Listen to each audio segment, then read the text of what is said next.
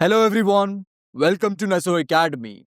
In the previous lecture, we understood some of the key terms associated with programming languages in general. Now we are in this lecture. In this lecture, we will understand the definition of C++. In this lecture, we will try to understand the definition of C++. This means we will get to know about C++ in this lecture. So without any further delay, let's get started with this lecture and let's see what are the topics. There is only one topic and the name of the topic is definition of C++. So let's proceed further and let's try to understand the definition. Here is the definition.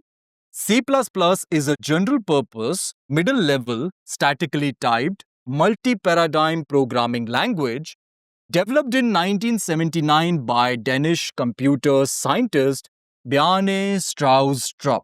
So he is the creator of C++ programming language. Now we know the definition of C++, let's try to decode this definition. That is, let's try to understand this definition by understanding different elements of it.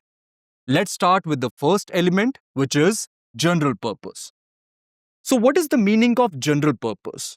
In order to understand the meaning of general purpose, we first need to understand the meaning of special purpose. We have two different types of languages, special purpose languages and general purpose languages. Let's first understand what are special purpose languages. Special purpose languages are those languages which are meant to solve problems of specific domain. For example, HTML is a special purpose language. HTML stands for Hypertext Markup Language and it is used to structure web pages only. We cannot use it for any other purpose. If we decide to query database with the help of HTML, we won't be able to do that. Similarly, we have SQL, which is also a special purpose language. SQL stands for Structured Query Language, and this is the language which is used to query a database. We cannot use it for any other purpose. If we decide to design web pages with the help of SQL, we won't be able to do that. So these are special purpose languages. I hope now it is clear to you what are special purpose languages. Now let's try to understand what are general purpose languages. As the name suggests, general purpose languages are those languages which are not specialized. This means with the help of general purpose languages, we can develop applications of different domains. Here are some examples of general purpose languages. C++ is a general purpose language. We can use it to develop games. We can even develop financial applications with the help of C++. It is also possible to develop system software with the help of C++. We can develop operating system or device drivers with C++. Similarly, we have Python programming language. This is also a general purpose programming language. With Python, we can also develop applications for different domains. We can develop applications for AI and machine learning. It is also possible to develop statistical applications with Python. We can even develop web applications with the help of Python. So clearly, these two are general purpose languages. I hope now it is clear to you what's the difference between special purpose languages and general purpose languages. Now we also know why C++ is called general purpose language. So with this, we are done with the first element of this definition. We understood why C++ is called a general purpose language. Now let's move to the second element, which is middle level. We have different types of languages based on degree of abstraction. By degree of abstraction, I mean the extent to which we hide implementation details from the programmers. We have high-level languages, middle-level languages, and low-level languages. Let's try to understand these different types of languages, starting with high-level languages.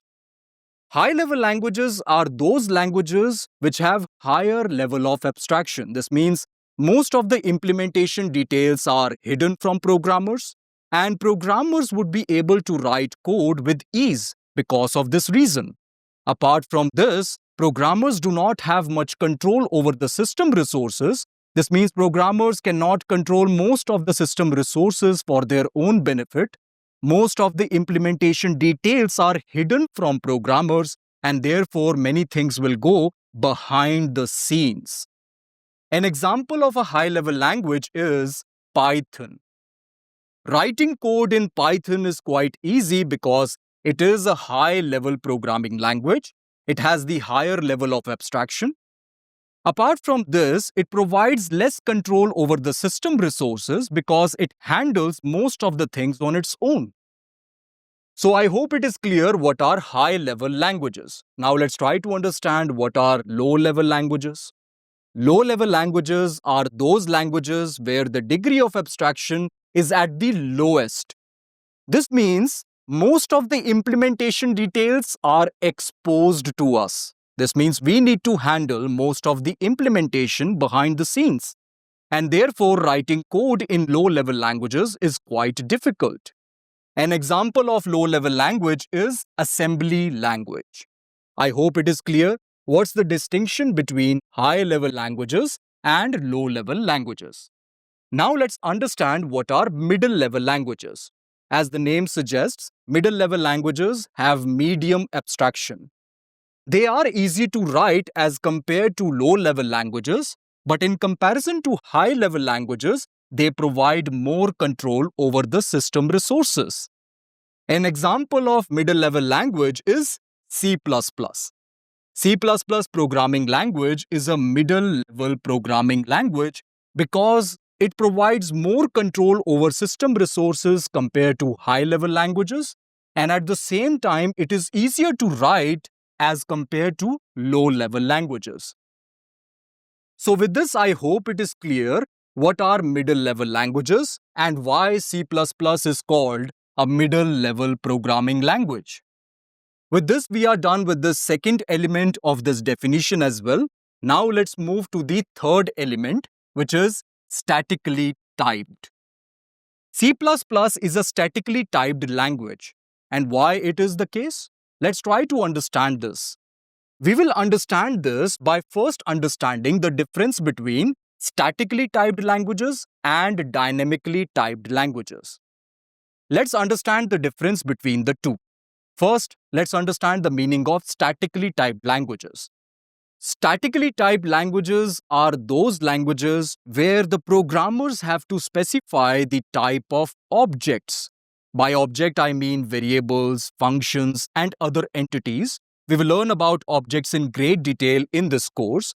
Right now, we just need to understand that in case of statically typed languages, we programmers have to specify the type of objects. Let's take one example to better understand this. Here I took the code of C++. This is what I have mentioned here. C++ is a statically typed language. Therefore, we need to specify the type of this object, which is variable x. Variable x is of type integer. This is what I have specified. Therefore, it can store only an integer. I have provided this integer 10 to this variable x. So this is the perfectly valid code. There is nothing wrong with this code. But what if we assign this string to this variable x? Is this allowed? No. Compiler will generate an error in this case, so we will get compile time error. I told you already what is the role of compiler. Compiler translates one form of code to the other. Compiler takes this code and reads this code. It tries to understand what is written in this code. Compiler will get to know that variable x is of type integer, therefore it can only hold an integer. But here we have assigned a string, therefore we will get compile time error. That is the error we get at the time of compilation. I hope it is clear. What is the meaning of statically typed languages? Statically typed languages are those languages where the programmer has to specify the type of objects. I hope it is clear. Now let's understand what are dynamically typed languages. We do have dynamically typed languages as well, like Python. Here I have written the code of Python. And now you can see this that I have not specified the type of this specific object. This is because Python is dynamically typed. The type of this object will be determined at the time of execution. We do not have to specify the type of this object. I hope it is clear to you what are dynamically typed languages. This code is valid because to this variable I can assign an integer. This variable does not have any type, so I can store any type of data in this variable. It is also possible that I can assign a string to this variable. This is also valid.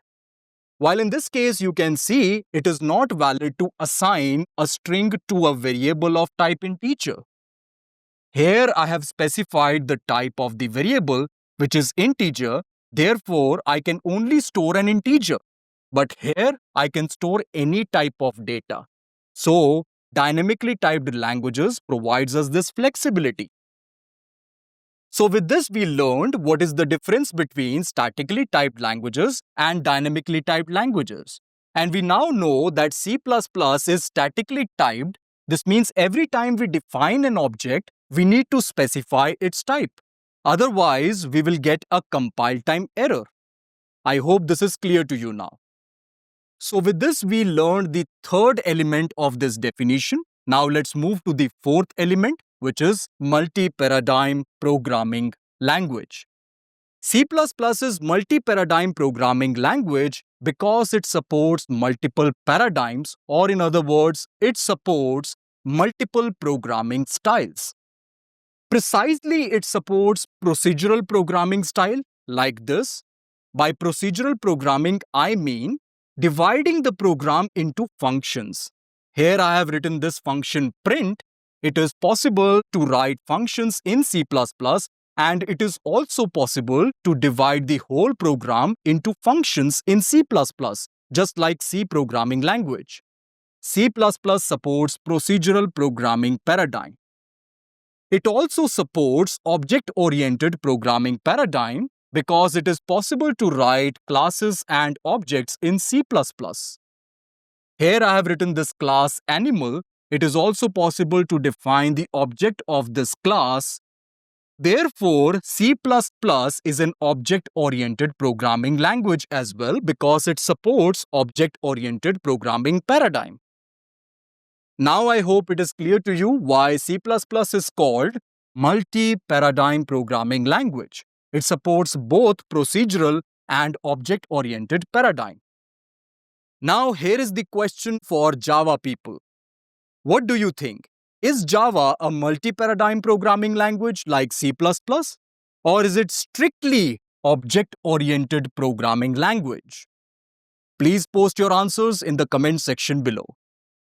Now we learned the definition of C++ programming language. C++ is a general-purpose, middle-level, statically typed, multi-paradigm programming language developed in 1979 by Danish computer scientist Bjarne Stroustrup. So now we know the definition and we have understood the definition. With this, we are done with this topic, that is definition of C++. Now we are done with this lecture as well. Okay friends, this is it for now. Thank you for watching this presentation. I will see you in the next one.